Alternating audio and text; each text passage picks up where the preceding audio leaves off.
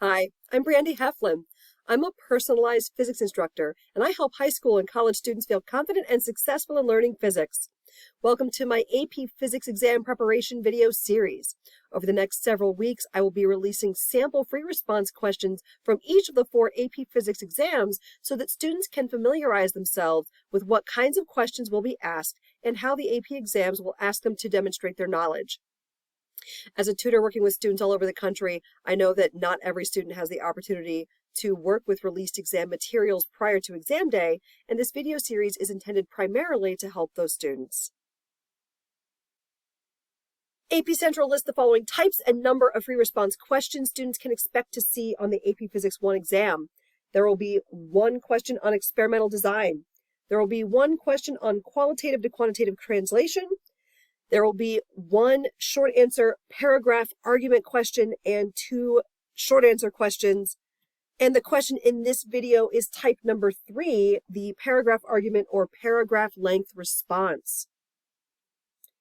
We will be taking a look at AP Physics 1 2015 question number 5, which involved conservation of momentum and energy and simple harmonic motion. Block P of mass M is on a horizontal frictionless surface and is attached to a spring with spring constant K. The block is oscillating with period Tp and amplitude AP about the spring's equilibrium position x0. A second block Q of mass 2m is then dropped from rest and lands on block P at the instant it passes through the equilibrium position as shown below. Block Q immediately sticks to the top of block P and the 2-block system oscillates with period TPQ and amplitude APQ. Part A. Determine the numerical value of the ratio TPQ to TP.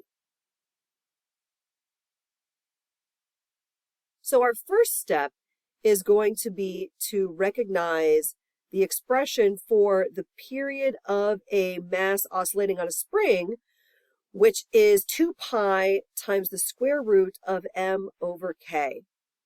And conveniently, block P already had a mass of m, so we don't have any further substitutions into that relationship.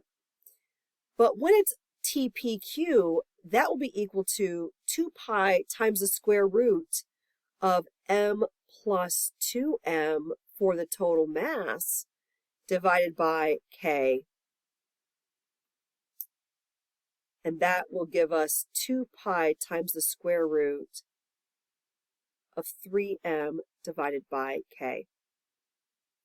So now to actually write this ratio of TPQ to TP, we can put 2 pi times the square root of 3m divided by k on top, and then we'll put 2 pi times the square root of m over k on the bottom, and our 2 pi's will cancel, and we will be left with the square root of 3m over k. And if you remember that dividing by a fraction is like multiplying by its reciprocal, we can now multiply by the square root of k over m. And notice that fraction inverting applies even inside a square root. Don't need to go into the algebra of that now. But that's going to give me 3m times k all over k times m inside my square root. And so my final value for the ratio of TPQ to TP is just equal to the square root of 3. And our point here is for a correct answer of the square root of 3. Notice that if you didn't need to show all the algebra, not a problem on this question. There was no indication of a point awarded for work shown, so you could just write down TPQ over TP equals the square root of 3, and you would still earn full credit. B. How does the amplitude of oscillation APQ of the 2-block system compare with the original amplitude AP of block P alone? Is APQ less than AP? Is APQ equal to AP, or is APQ greater than AP? In a clear, coherent, paragraph-length response that may also contain diagrams and/or equations, explain your reasoning. So there are some very clear guidelines for what is included in a paragraph-length response that are available on AP Central. And in any kind of question on any of the AP Physics exams, when they tell you to explain your reasoning after asking you to make a selection, I always recommend that you explain your reasoning first, justify your answer, etc., and then come back and make your selection second. And that's because you can't make a good selection until after you've already thought your way through the question. And so the explain your reasoning, or in this case, writing this paragraph length response, is what gets us to the point that we can make that good selection. And now clearly, we're not going to have room to write a paragraph length response on this slide, so we'll pick it up on the next. I surprised myself here. Note, surprise for this question, there's nothing in the scoring guidelines that requires equations or calculations to be shown. Note that it says it may contain diagrams and/or equations. And so I will present the relative quantitative support in parentheses and in a different color after each qualitative statement that meets the scoring guidelines. So here we go. When block Q collides with block P, the velocity of the two-block system decreases compared to that of block P alone because the mass of the system increased according to conservation of momentum. mv naught equals the quantity m plus 2m times v, so v equals v naught divided by 3. Because the velocity has decreased, the kinetic energy of the two-block system is less as well. Kp equals a half mv naught squared, and kpq equals a half of 3m times v naught over 3 squared, which equals 1/6 mv naught squared, so kpq equals kp divided by 3. Since the blocks are at the equilibrium position, all of the system's energy is kinetic energy, and the system's total energy has decreased as well. EPQ equals EP divided by 3.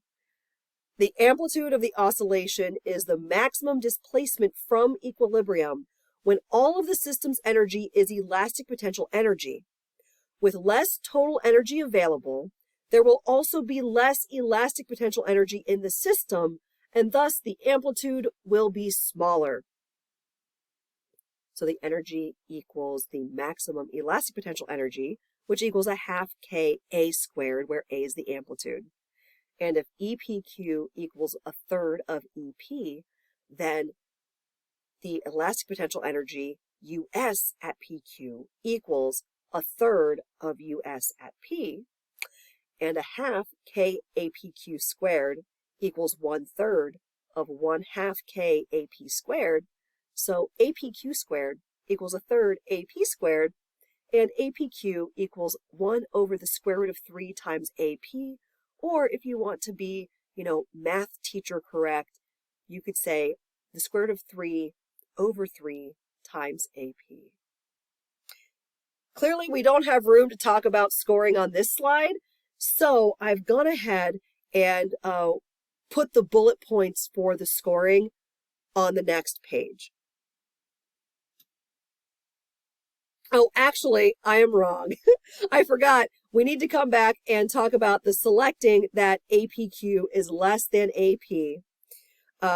And it's worth the note in the scoring guidelines. And let me put that here.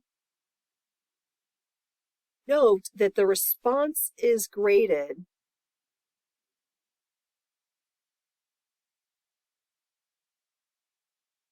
even if an incorrect selection is made. So, even if you selected the wrong thing, they would still grade your response and see what kind of partial credit they could award you for the things that you did get right.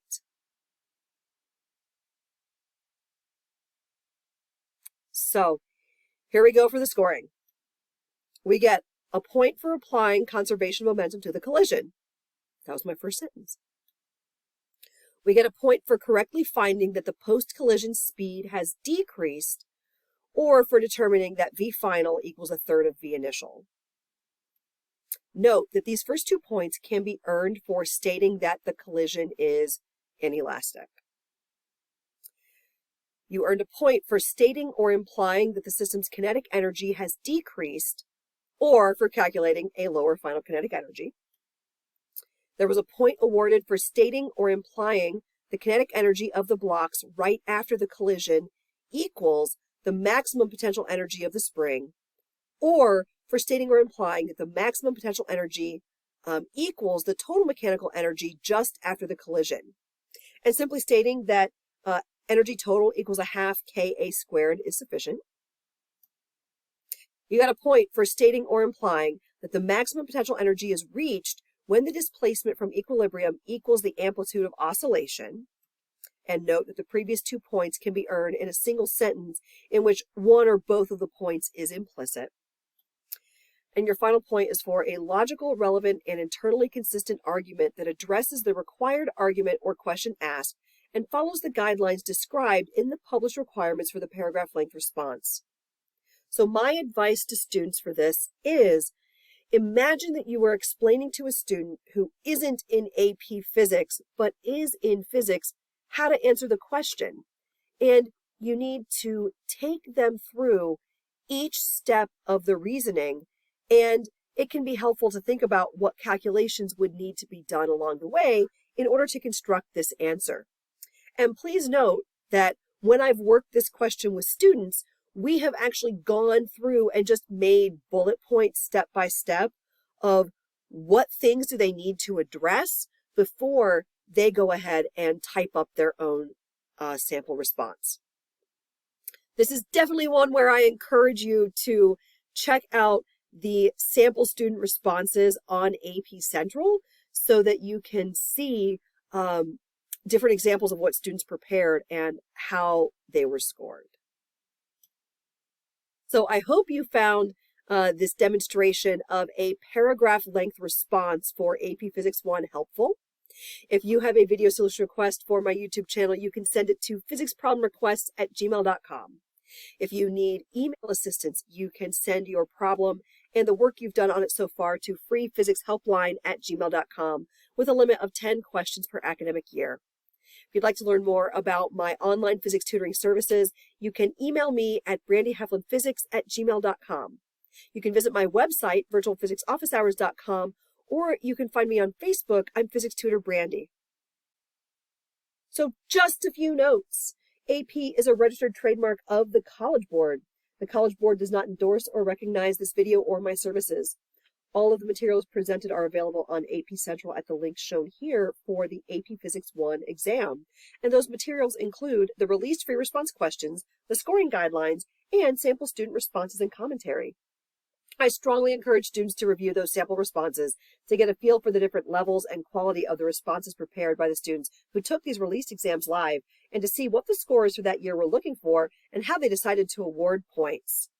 If you have questions, you can reach me at brandyheflinphysics@gmail.com. I'm Physics Tutor Brandy. I love physics, and I love helping you. Until next time.